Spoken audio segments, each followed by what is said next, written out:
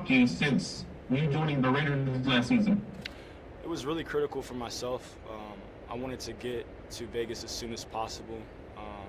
Just commit to making this a home for myself and establishing that relationship, especially with DC.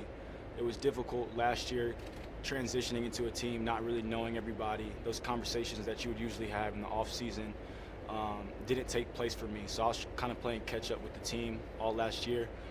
But this summer was very important for me, just to get around the guys, especially get around him, understand his language, the way he talks, just build a genuine relationship with him, even outside of football, because the football stuff is going to take care of itself. So just building a bond and a relationship with those guys and enjoying them and getting to know them, because those essentially are guys you're going into battle with during the season. So that was just really important and crucial for us to get that down. Hey, Zay, Willie Ramirez with the Associated Press in Las Vegas. I was going to ask something similar to that in terms of getting grounded here in Las Vegas. I know you're very close with your family and I believe your brother. Just off the field and becoming a part of this community, did that help settle you in terms of becoming grounded mentally to prepare for the pressure of going into training camp with everything that's going on, the receiver depth, did a lot of the things outside of football in terms of family and getting a home and getting settled with community, did all that help? Yeah, I think just being with the guys and being around them and having an understanding for who they are, not only as just football players but as people, gives me a better understanding of what I'm going into. Like getting that relationship with Alec Ingle, getting that relationship with Nelly, with DC, with Carrier, with Foster. These guys who committed in the off season to come here early to put the groundwork in, and maybe guys that I really wouldn't have relationships with, that like some of the O-line guys that now I get to talk to. And just really just gelling and meshing with them, getting to know their families, getting to know their history, and having that camaraderie, it really does translate onto the football field. So now we're not just playing as individuals or playing for ourselves, we're playing for each other, because I know what Alec's putting on the line. I know what Josh is putting on the line. I know what DC has gone through, and I want to win for him. And I want to put him in the best position to win a championship for all my guys. That's why we're here. That's why we're all here. During the summer, we put a lot of work in, and it has to translate. I know that guys wake up every day here, and we don't wake up to come in second place in the division or, you know, to be 7-9. We come here to win championships. That's what we want to do, and I really believe that we have a strong core of guys that are leading the way. Hi, Zay. Levi Damien from USA Today. Mike Mayock just said that he sees a huge difference in you on the field.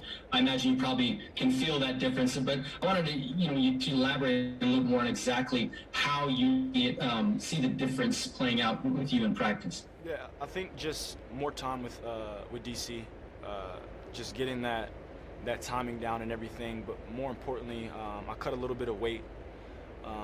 I want to be more fluid, more faster. Quickness was a main focal point for me this off season. Just the route running. When you come into the middle of a season and you're trying to learn someone's playbook, there's small details that you may miss. It just naturally, because it's just so much. There's a lot of language, there's a lot of verbiage that goes into it. So it being my second year essentially with the playbook, just understanding that what's all going to go into it. Now I can be versatile. Now I can move inside. Now I can move outside. I can go X. I can go Z. And I can really understand the language of everything, get these details down. So now when I'm going into the summer, I can practice these routes at full speed without hesitation because I know what I'm doing. Now I can put my own flavor on things. Now I can add a little bit to the route.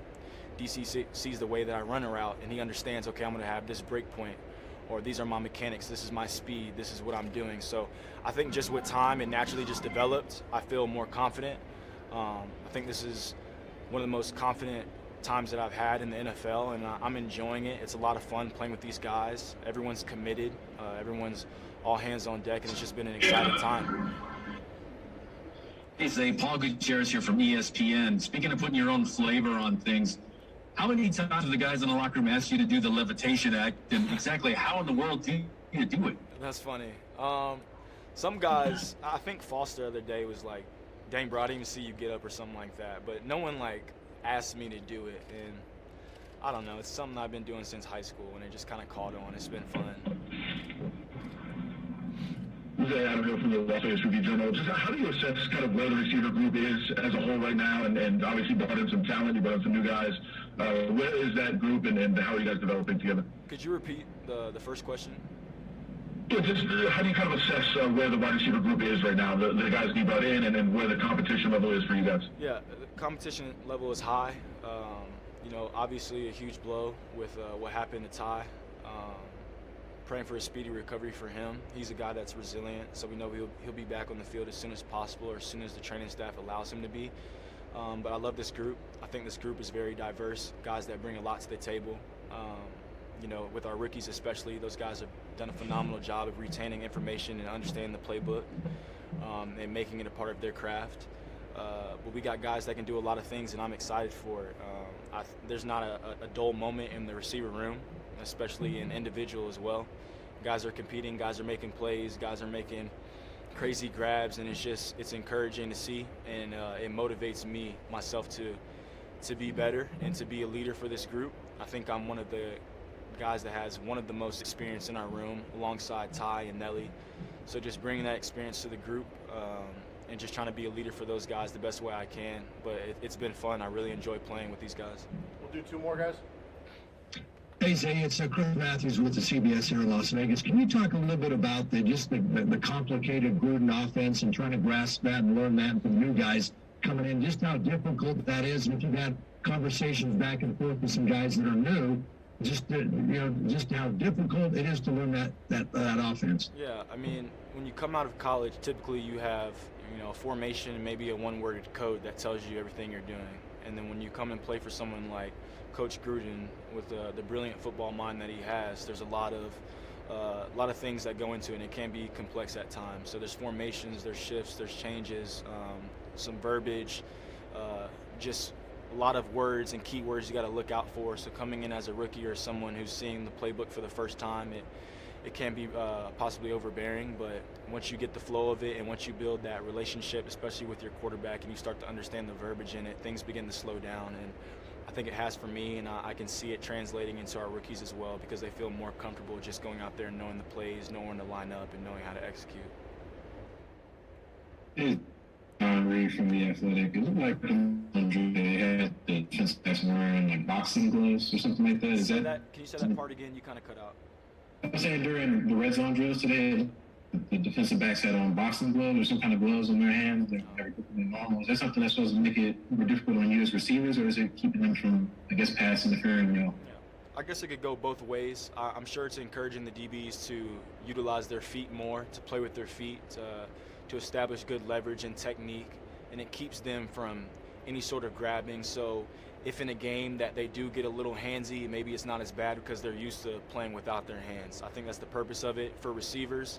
When they're throwing those reroutes and those jams and things like that, we got to get their hands down and be fast and be physical.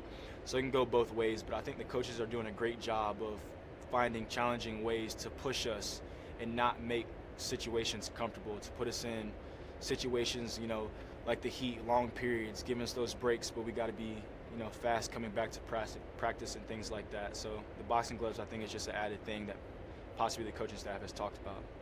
Okay, great. Thank you, everyone. Appreciate it.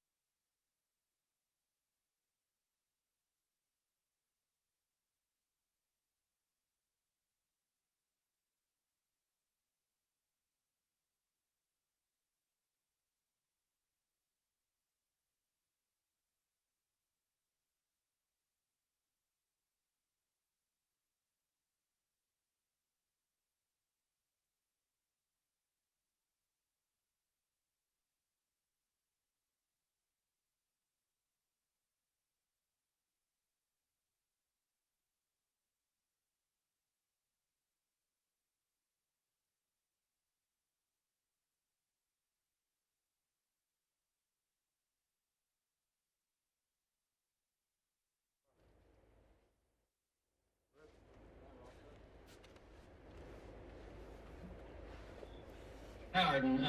Levi Damian from USA Today. I mean, obviously, this is your third training camp with the Raiders. The first couple training camps, you looked really good in camp from media's perspective, at least mine.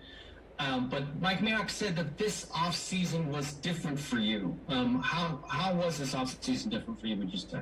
A lot of self-reflecting this offseason, trying to get mentally right, especially after coming off of this season-ending injury last year, and had a pretty good, solid 2 games before I got hurt.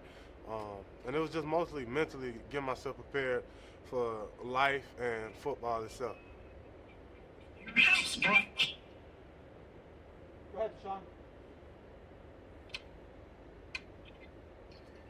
Hey, Arden, this is Sean Reed from The Athletic. Can you hear me? I didn't know my audience. Yeah, I hear you. Yeah, I know earlier this summer we talked about the work that you were doing in Atlanta, physically to prepare this season, kind of getting back to your roots and what you did in high school. Have you felt a difference physically throughout camp so far? Oh yeah, definitely, for sure. I feel a lot stronger. Weight where it needs to be right now, and it's just been different all throughout. Just the speed of the game is slowed down. I know the defense, so I can play fast and just go.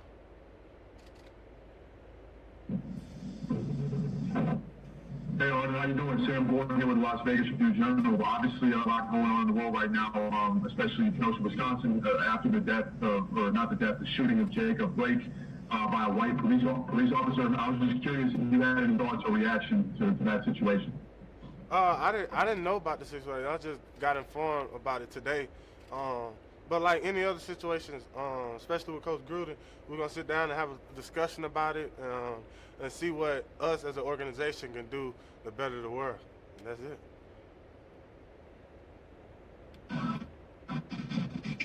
Gutierrez from ESPN. How would you describe working with Coach Rod Marinelli?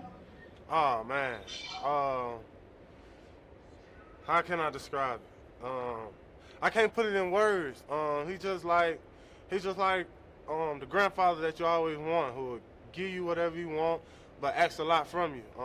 He asks a lot from us. He know what he's talking about. He done coached a lot of Hall of Fame guys, a lot of guys that's soon to be in the Hall of Fame, and his track record speaks for itself. And I feel like the whole D-line is bought in, and you really don't have no choice but to buy in with a guy like Coach Rod Marinelli, because you know you're going to get better, and you know you're going to get pushed. Hey, Arden, it's Chris Matthews with CBS here in Las Vegas.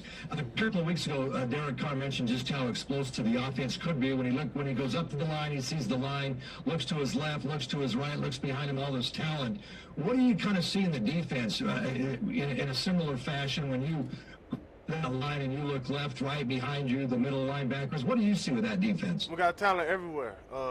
With the first team, second team, there's just talent everywhere. It's competition in every room. I don't think that any spot is really that somebody got the spot for sure right now. It's still work to be done, and it's just competition everywhere, and that's what I love about it. We all want each other to be better in those type of things.